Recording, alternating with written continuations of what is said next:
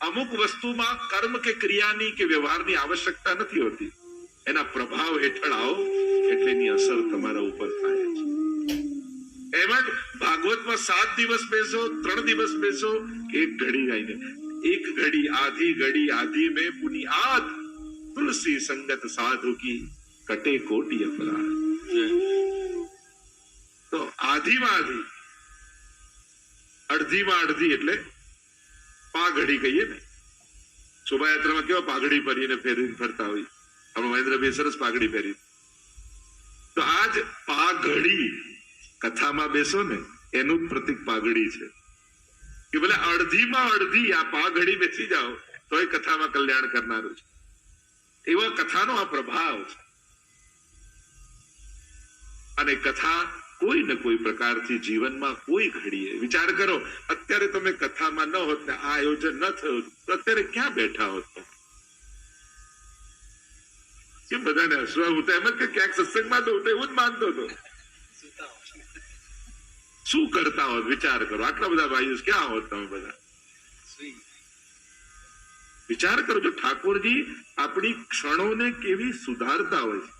આ ન થયું હોત, આ ન હોત, આપણે ક્યાં હોત? શું કરતા હોત? વિચારતા એવું કંઈક કરતા હોત જેમાં આપણા આત્માનું કલ્યાણ થાય. ન જ હોત ને, તમે કન્ફર્મ છો ને બધા, શ્યોર છો ને બધા? તો જો ઠાકોરજીની કૃપા તમને સમજાવું છું.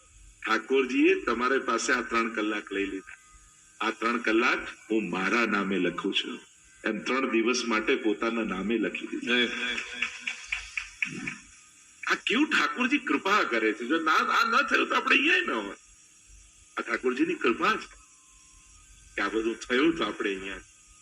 એટલે ઘણીવાર સત્સંગના આયોજનો કરાવવા માટે પણ ઠાકોરજી એના ચિત્તમાં પ્રવેશતા હોય. ભગવાન કોઈના હૃદયમાં બિરાજી અને કેટલા લોકોના કલ્યાણના એ ક્ષણોને, એ લેખોને લખતા હોય છે ભગવાન. અને એટલા માટે હું તો ઘણીવાર એમ કહું કે કંકોત્રી તો ઘણાને મળે, પણ જેની જન્મોત્રીમાં કથા લખાઈ હોય ને એ જ કથામાં આવી શકે. બાકી કંકોત્રીઓ તો ઘણા સુધી પહોંચતી હોય. ઠાકોરજી આપણા ભાગ્યમાં લખે ને એ ક્ષણો, ત્યારે જ આપણે કે ભાગ્યથી વધારે કોને મળે? ભગવાને ભાગ્યમાં લખ્યું એટલે મળ્યું ને આપણને. 2 પ્રકારનું ભાગ્ય હોય, એક કર્મથી પેદા થયેલું ભાગ્ય અને એક ઠાકોરજીના કૃપાથી મળેલું ભાગ્ય, જેને આપણે સૌભાગ્ય કહીએ. ભાગ્ય સૌભાગ્ય શ્રી અમને જો દે. આ રાધાજી રાધાષ્ટમીના દિવસે આપણા ભાગ્યમાં સત્સંગ ઠાકોરજીએ લખ્યો. તો આ કૃપા જ છે. તો આ વેદોનું ફળ નિગમ કલ્પ તરોર ગલિતમ ફલમ એ શ્રીમદ ભાગવત છે. રસમાલયમ આલય છે. એટલે જ આપણે ત્યાં ભાગવતજીને ઔષધાલય કહ્યું, ન્યાયાલય કહ્યું, વિદ્યાલય કહ્યું, ગ્રંથાલય કહ્યું, રસમાલય કહ્યું. કેટલા આલયો ભાગવતજીમાં સમાયેલા. આ ઔષધિ પણ છે, અમૃત તો છે, પણ ભવૌષધા છોત્ર મનોભિરામાત નિવૃત્ત તરશૈરુપગીયમાનાત. ભવૌષધિ કઈ છે? શરીર માટે તો ઘણી બધી દવાઓ લેતા રહી, પણ આ ભવરોગને દૂર કરવાની એક જ દવા છે, અને એ છે શ્રીમદ ભાગવત. ભગવત નામ એ જ છે. એ જયારે જીભ પર મૂકી દો છો ને ત્યારે ભવરોગ મટી જાય. આ ન્યાયાલય છે. જીવનમાં ઘણી વાર પાપ અને પુણ્યના ન્યાય કરવા એ આપણા વશમાં નથી હોતો. ભાગવત એનો ન્યાય કરે. આ ગ્રંથાલય છે. સમસ્ત ગ્રંથોનો સાર શ્રીમદ ભાગવતમાં છે. નિગમ કલ્પ તરોર ગલિતમ ફલમ વેદ રૂપી વૃક્ષ, જેની ઉપનિષદો ને પુરાણ અનેક શાખા પ્રશાખા પત્રો, આ બધું જ વિરાટ ફેલાયેલું કલ્પવૃક્ષ, અને એના ઉપર લાગેલું આ ગલિત ફલ. ભાગવત રસમાલય છે. સમસ્ત રસો એટલે તો પૂર્ણ પુરુષોત્તમની કથા છે ને, કે અહીંયા પ્રભુએ સમસ્ત રસો પ્રગટાવ્યા પોતાની લીલા દ્વારા. સમસ્ત રસોનું દાન પરમાત્માએ કર્યું છે. એટલે જ રસો વૈસીની કથા છે. રસો વૈસા, સમસ્ત રસો પ્રગટાવીને પૂર્ણ પુરુષોત્તમ હોય એ જ 9 રસોનું દાન કરી શકે. એવા શ્રી કૃષ્ણની આ ગાથા છે. તો ભાગવતનો સાર આપણે 3 દિવસમાં પાન કરવાનો છે. શ્રીમદ ભાગવતના મહાત્મ્યની કથા પ્રારંભમાં વર્ણિત કરવામાં આવે. બે પુરાણમાં વિશેષ રૂપે મહાત્મ્ય ગવાયું છે, એક સ્કંદ પુરાણ ને બીજું પદ્મ પુરાણમાં. 4 અધ્યાયમાં સ્કંદ પુરાણમાં કથા કહી છે, 6 અધ્યાયમાં પદ્મ પુરાણમાં કથા કહી છે. પ્રાય વિવેક એ છે, વ્યવહાર એ છે, ભાગવતજીનું મહાત્મ્ય જે પદ્મ પુરાણ અંતર્ગત છે એને વર્ણન કરવામાં આવે. 6 અધ્યાય એટલા માટે ભગવાનની કથા છે. ઐશ્વર્ય, વીર્ય, યશસ્વી, જ્ઞાન અને વૈરાગ્ય, આ 6 ભગ જેની અંદર હોય એને જ ભગવાન કહેવાય. અને આ ભગવાનની કથા છે એટલે 6 અધ્યાયમાં મહાત્મ્ય કહેવામાં આવે. મહાત્મ્યનું વર્ણન કરતા, કારણ કે મહાત્મ્ય એટલા માટે આવશ્યક છે કે આ કોણ છે, આ તત્વ શું છે, જ્યાં સુધી એને જાણશો નહીં ત્યાં સુધી એના માટે અહોભાવ મનમાં નહીં આવે. અને જેના માટે અહોભાવ નથી આવતો એની બહુ સાંભળતાય નથી તમે, એને બહુ જોતાય તમે. જેના માટે મહત્વ હોય મન એમાં જ હોય, અને મન ન હોય જેમાં મહાત્મ્ય ન હોય, જેનું મહત્વ ન હોય ત્યાં મને નથી હોતું. ઘણી વાર લોકો કહે અમારું ઠાકોરજીમાં મન નથી. એનો અર્થ શું થાય? તમારા માટે ભગવાનનું સંસાર કરતા વધારે મહત્વ નથી. મહત્વ હોત તો મન એમાં હોત. તમને કોઈ બહુ મોંઘો હીરો ખિસ્સામાં મૂકી દે અને કોઈ લગ્નની પાર્ટીમાં તમે હો, રિસેપ્શનમાં ગયા હો અને કહેજો કે 1 કરોડનો હીરો છો, સાચવજે ને પછી લઈ જઈશ. પછી તમારું મન પાર્ટી મારે. વાત કરતા કરતા વચ્ચે ખિસ્સામાં હાથ નાખીને ચેક કર્યા કરો, છે કે નહીં, છે કે નહીં, છે કે નહીં, છે કે નહીં. મહાપ્રભુજી કહે બસ આવું જ કરવાનું છે. તમને અનમોલ રત્ન હું ઠાકોરજી રૂપે ઘરે પધરાવી દઉં છું. એટલે સંસારના બધા કાર્યો કરતા કરતા થોડી થોડી ક્ષણે ચેક કરતા રહેજો, છે કે નહીં, છે કે નહીં, છે કે નહીં. બસ આટલું જ કરવાનું. ચેતસ્તત પ્રવણમ સેવા વ્યાવૃત્તોપી હરૌ ચિત્તમ. મહાપ્રભુજીના શબ્દોમાં કહું કે વ્યાવૃત્તિ કરો, ચિત્ત હરિમારા. કારણ કે તમારા માટે આ બધા કરતા મહત્વના ઠાકોરજી છે. અને જે દિવસે એને એ રીતે સ્વીકારી લેશો, સૌથી મહત્વનું, પછી દરેક ઘટનાઓમાં એને ચકાસતા રહેજો કે તમારી સાથે છે કે નહીં, સાથે છે કે પ્રભુ જોડે છે કે નહીં. સતત પ્રભુને સાથે રાખવા. એમ ભલે આપણે સેવા કરીને પઢાવી દઈએ પણ એ ભાવાત્મા રૂપે તો સદાય તમારી સાથે હોય છે. એટલે જ મહત્વનું એ છે. અર્જુન અને દુર્યોધનનો મૂળ ફરક શું છે? એને સેના લઈ લીધી. અર્જુને એને કહ્યું કે હથિયાર હાથમાં નહીં લઉં, પણ એને ભરોસો છે ભગવાન સાથે હશે ને તો વિજય મારો જ થવાનો છે. હું એટલા માટે જ તમને ભગવાન સાથે રાખવાનું કહું છું, કારણ કે સદાય તમારો વિજય થાય જો ભગવાન સાથે હશે. બાકી સેનાઓ મળી, સામર્થ્ય લાગે, ટોળું લાગે, ઘણા બધા સહયોગી લાગે, પણ વિજય તો એનો જ હોય જેની સાથે ભગવાન હોય છે. મહાપ્રભુજી આપણને સાથે આપ્યા, માથે આપ્યા, માથે પધરાવી દીધા. સાથે તો છે, તારા માથે પધરાવી દો. તો વિચાર કરો મહાપ્રભુજીની કેટલી મોટી કૃપા. સંસારમાં રહેતા રહેતા ચિત્ત હરિમાં વિક્રેતુ કામા કિલ ગોપ કન્યા મુરારી પારાર્પિત ચિત્ત વૃત્તિ દત્યાદિકં મોહવશાદ ભોજ ગોવિંદ દામોદર માધવે. ગોપીઓ જયારે દહીં વેચવા જાય ત્યારે મોહન મહિલો મહિલો ની કરતા કરતા ચિત્ત હરિમાં જાય એટલે મોહન લો, મોહન લો, મોહન લો કરવાના. સરળ જ છે ભક્તિ. એ કોઈ કલાક બચે છે એટલે કરવાની ક્રિયા નથી. એને તો આપણા જીવન સાથે વણી દેવાની. અને જીવન સાથે ભગવાનને વણી દો એટલે પલ પલમાં ઠાકોરજી તમારી સાથે થઈ જાય, તમારો થઈ જાય. અને જે ક્ષણે તમારો થઈ જાય એટલે તો પંચાક્ષર હે કૃષ્ણ હું તારો છું. બસ આ મહામંત્ર પંચાક્ષરનો એ જીવનની સમજ બની જાય ને પછી ક્યાંય કોઈ અલગથી પાઠ કરવા બેસવાની જરૂર ન પડે. હું ભગવાનનો છું, જ્યાં છું, જેની જોડે છું, જે કરી રહ્યો છું, પણ હું ભગવાનનો છું. બસ આ એક શબ્દ નહીં પણ સમજણ બની જાય તો જીવનમાં ક્રાંતિ થઈ જાય. મહાત્માનું વર્ણન એટલા માટે કર્યું જ્યારે મહાત્મ બુદ્ધિ સ્થાપિત પરમાત્મામાં થશે ને ત્યારે સદાય ચિત્ત એનામાં રહેશે. આવો મહાત્માનો પ્રવેશ કરતા મંગલાચરણ જે વ્યાસજીએ કર્યું, અને આ એક શ્લોક એવો છે કે બધાએ મોઢે કરવા જેવો. બહુ સુંદર શ્લોક છે. ભગવાન કૃષ્ણને જેટલા સરળતાથી આમાં સમજાવી દીધા, 32 અક્ષરમાં 32 લક્ષણ વાળા શ્રી કૃષ્ણને સમજાવી દીધા કે આ કૃષ્ણ છે કોણ. અનુષ્ટુપ છંદમાં 8 અક્ષર હોય, 8 ચોક 32 લક્ષણ વાળા પરમાત્મા. અને વંદન કરતા મંગલાચરણ કરતા વ્યાસજી બોલ્યા, સચ્ચિદાનંદ રૂપાય વિશ્વોત્પત્યાદિ હેતવે તાપત્રય વિનાશાય શ્રી कृष्णाय वयम. कितने सुंदर ढंग से प्रभु को समझाया. श्री कृष्णाय वयम नमः. उस भगवान को वंदन करते हैं, उनकी स्तुति करते हैं. कौन श्री कृष्ण? सच्चिदानंद रूपाय, जो सच्चिदानंद रूप है. सत, चित्त और आनंद रूप. પ્રભુના સ્વરૂપ, સામર્થ્ય અને સ્વભાવ ત્રણેયને સમજાવી. આકૃતિ, પ્રકૃતિ અને કૃતિ ત્રણેયને સમજાવી. ત્રણ રીતે કેવા છે પરમાત્મા, કોણ છે પરમાત્મા?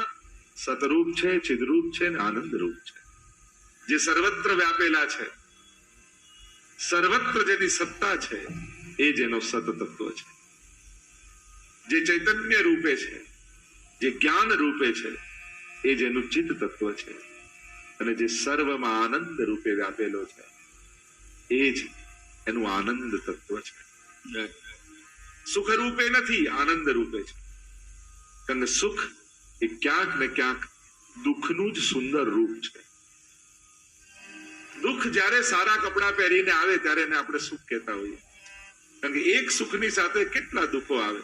એક ગાડી આવી તેમ આ ભટકાઈ ના જાય, કોઈ એમાં લીટો ના કરી જાય, આમાં સાચવવાને સર્વિસ કરાવવાની, આને સાચવીને રાખવું, આ કઈ કોઈ ચોરી ન જાય, કેટલા ભય લઈને એક સુખ આવતું હોય.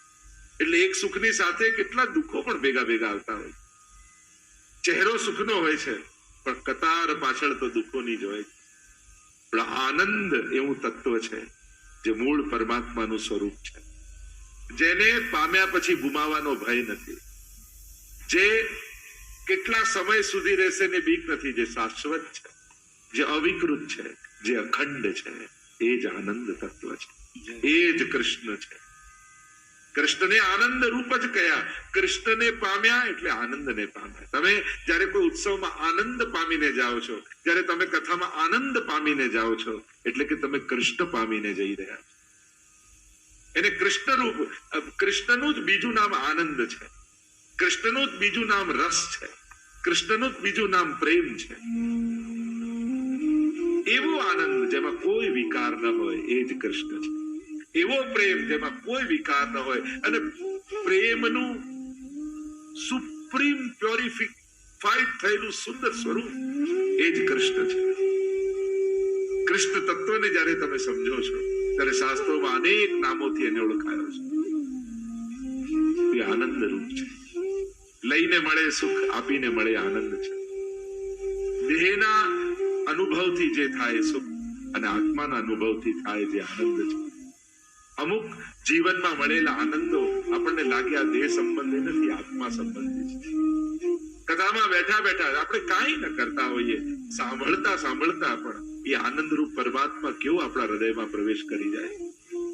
એમ લાગે કે પરમાત્માએ આ લાંબો હાથ કરીને મારા માથે હાથ મૂક્યો હોય, એવી હૂંફનો અહેસાસ કથામાં બેઠા પછી આપણને થાય. આ પ્રભુના પ્રભાવનો અહેસાસ, એ આનંદ રૂપ છે. એની પાસે બેસો તો આનંદનો અહેસાસ થાય. તમે શ્રીનાથજી દર્શન કરવા જાઓ ત્યારે સુખ મળે, આનંદ મળે એવી કોઈ સંજોગો હોતા નથી. ગરમી હોય, ધક્કા હોય, લાઈનો હોય, આટલા દૂરથી ગયા હોય, લોકો રાતના નીકળ્યા હોય, સવારે મંગળાના દર્શનમાં પહોંચ્યા હોય, એટલી ભીડ હોય, કોઈ સુખ મળે એવો કોઈ સંજોગો હોય? આપણી સુખની વ્યાખ્યા છે એમાંનું એકે સંજોગ છે, છતાંય એક સેકન્ડ માટે શ્રીનાથજીથી આંખ મળે ત્યારે કેવો આનંદ થાય. એ કયો આનંદ છે? શરીરને સુખની જે વ્યાખ્યા છે એમાંની કોઈ સુવિધા છે? એ આનંદ આત્માનો આનંદ હોય છે. જેનો અંશ છે એ અંશીના દર્શન કરીને આત્મા કેવો રાજી થાય છે. અને પાછા નક્કી કરે શ્રીનાથજી બાબા જલ્દી બોલાવજો પાછા. ત્યારે કોઈ શરત રાખે હું આવું ત્યારે કોઈ ના હોય, હું ના આવું ત્યારે બધું અનુકૂળ હોય, ત્યારે ભીડ ના હોય ત્યારે કોઈ આવી વિનંતી નથી કરતા. ગમે તેટલા તક શ્રીજીના દર્શન મળે ને એનાથી મોટું બીજું શું મળે? આ જ છે સંકટની વચ્ચે પણ આનંદનો અહેસાસ. જયારે પરમાત્માને જોવાની, એને સાંભળવાની, એને પામવાની ઈચ્છા હોય છે ત્યારે સંસારમાં ગમે તેટલા વિપત્તિના સંજોગો હોય ત્યારે નાથદ્વારાને યાદ કરવા તોય શ્રીનાથજીની ઝાંકી કરીને કેવો આનંદ આવે. એમ ભલે કે ગમે તેટલા સંકટ હોય પણ સવારે સેવામાં જઈએ ત્યારે એવો જ આનંદનો અહેસાસ થાય. કથામાં બેસીએ ત્યારે એવો જ આનંદનો અહેસાસ થાય. એનું સ્મરણ કરી લઈએ. જો આનંદની વિશેષતા એ જ છે. સુખ છે ને એકવાર ભોગ્યું પછી જયારે જયારે યાદ કરો ત્યારે એની માત્રા ઘટતી લાગે. કે ને કોઈ જોક્સ તમે પહેલી વાર સાંભળ્યા તો જોરથી હસવા આવે, બીજી વાર સાંભળો થોડું ઓછું હસવા, ત્રીજી વાર સાંભળો તો એનાથી, પાંચમી વાર સાંભળો તો કે હવે આ મારી આગળ ના કહેતો, કંટાળી ગયો, પછી હસવું આવે છે. આ સુખનું જે સુખને તમે સ્મરણ કરતા જાઓ એનો આનંદ ઘટતો જાય. પણ આનંદ 5 વર્ષ પહેલા શ્રીનાથજીના દર્શન થયા ને જે આનંદ થયો આજે એને યાદ કરો ને તો એવો જ આનંદ પાછો થાય. કેવો આનંદ આવ્યો હતો. ગઈ વખતે કથા કરી એને યાદ કર્યો તરુણભાઈ ને, ગઈ વખતે આપણે અહીંયા બધા ભેગા થયા હતા અને આનંદ એને વાગોળ્યો પાછો આપણને થાય કે એવો જ આનંદ આપણને પાછો. તો એ આનંદ શાશ્વત રહે છે. અરે ઉલટાનું હોય એના કરતા પણ જયારે યાદ કરો ત્યારે વધારે આનંદ આવે. બોલો, વ્રજ યાત્રામાં તમે ગયા હો અને ચારે બાજુ બધું વિપરીત હોય, ટાઈમસર જમવાનું ન મળે, બધી વ્યવસ્થા ન હોય, પાલમાં બધું ઠીક ના હોય, એમ થાય કે ચલો યાત્રા થઈ ગઈ, ઠાકોરજીની કૃપા, હવે બીજી વાર તો થાય ના થાય, હવે પાછા તો અવાશે નહીં, આવું બીજી વાર તો નહીં થાય. તો પાછા ગામમાં આવો અને લોકો મળવા આવે, વ્રજયાત્રા કરીએ, હા કરીએ, શું કરતા ત્યાં થોડી વાત કરો. અરે સવારે ઉઠીને ચાલતા અને આમ જતા સ્નાન કરતા, બેઠકજીમાં જારી ભરતા, ના ઠાકોરજી કૃપા કરે તો ફરી એકવાર જવું છે. પાછા બોલતા બોલતા આવું કે અરે એટલો આનંદ આવ્યો, એટલો આનંદ આવ્યો. એ ટાઈમે ભલે શ્રમ પડતો હતો, એ ટાઈમે ભલે તમને એટલો આનંદ નતો આવતો, પણ જયારે એને વાગોળો છો ત્યારે ભોગવ્યો હોય એના કરતા વધારે આનંદનો અહેસાસ થાય. આ જ આનંદનું સ્વરૂપ છે. અને એવા આનંદને પામવા માટે તમે આજે અહીંયા બેઠા છો, જેને આપણે કૃષ્ણ નામથી ઓળખીએ છીએ, કે જે એકવાર જીવનમાં મળી જાય છે ને પછી એક ક્ષણ માટે મળવાનો પણ અહેસાસ આખા જીવનને આનંદિત કરી દે છે. એક વાર થયેલી એની સાક્ષાત ઝાંકી પણ આપણા આખા જીવનને સુગંધિત કરી દે. એવા કૃષ્ણની ગાથા અને કથા કરવા આપણે ભેગા થયા છે. એ જયારે સ્પર્શી જશે ને તમને કથા અને આ શબ્દોના માધ્યમ, કારણ કે આ વાંગમય રૂપ છે ને, વાણીમય તમને સ્પર્શ કરશે. આનો અહેસાસ વાણીમય કર્ણ દ્વારા તમારે કરવાનો છે. આ વાંગમય એટલે કે જેવા જેવા અસુર થયા એવા એવા ભગવાને અવતાર લીધા. હિરણ્યકશિપુને મારવો છે તો ભગવાન નરસિંહ બનીને આવી ગયા. હિરણ્યાક્ષને મારવો છે તો ભગવાન વરાહ બનીને આવી ગયા. તો થયું કે આ વાંગમય રૂપ કેમ લીધું? તો કે પરીક્ષિતને શ્રાપ લાગ્યો છે, 7મા દિવસે મૃત્યુ તક્ષકનો દંશ દેશે. તો શ્રાપ એ અસુર છે, અહીંયા શબ્દમય છે. એટલે શબ્દમય અસુર છે તો ભગવાનનો અવતાર પણ શબ્દમય થયો. વાંગમય રૂપ ભગવાને લીધું. કારણ કે વાણી દ્વારા શ્રાપ નીકળ્યો છે એટલે વાણી રૂપે ભગવાન પ્રગટ થઈને એમાંથી ઉગારશે. જેવા સંકટમાં હશો શ્રીજી એવું જ રૂપ ધારણ. અને ઠાકોરજી તો સામેથી જ આવતા હોય. તમે બધી કથા સાંભળો, પ્રભુ સામેથી ગયા, સામેથી ગયા, સામેથી ગયા. જ્યાં જ્યાં જ્યાં જ્યાં કથામાં, ખાલી એક કથા ભાગવતમાં એવી છે સુદામાની, કે જ્યાં સુદામા સામેથી આવે. બાકી તમે ભાગવતની દરેક કથા એ વિદુરજીની કથા હોય કે શબરીની કથા હોય કે જ્યાં જ્યાં તમે કથા સાંભળો તો ભગવાન સામેથી જાય. અહીંયા કદાચ મને તો ઘણી વાર એ વિચાર આવે કે સુદામાએ મનોમન એવી વિનંતી કરી હોત કે દ્વારકાધીશ એકવાર મારા મહેમાન થાવ, મારા મિત્ર છો તો કથા કેવી હોત. તો કદાચ સુદામાને ક્ષોભ થાત કે મારી કુટિયામાં શ્રીજીને કેમ, દ્વારકાધીશને કેમ રાખવું. એટલે ભગવાન ગયા નહીં, એને બોલાય, તું આવો, તને રાજાની જેમ રાખો. બધી જગ્યાએ હું જઈને જમી આવું છું, ક્યાંક બોર જમી આવું ને ક્યાંક ભાજી જમી આવું. એ તો બધું બરાબર છે કે ભક્તોના મહાત્માને વધારું છું. લાવ, આ તો મારો અતિશય વાલો ભક્ત છે ને, આની કુટિયામાં જઈને આના જેવું ખાવું એના કરતા મારા મહેલમાં બોલાવીને આને રાજાની જેમ રાખ.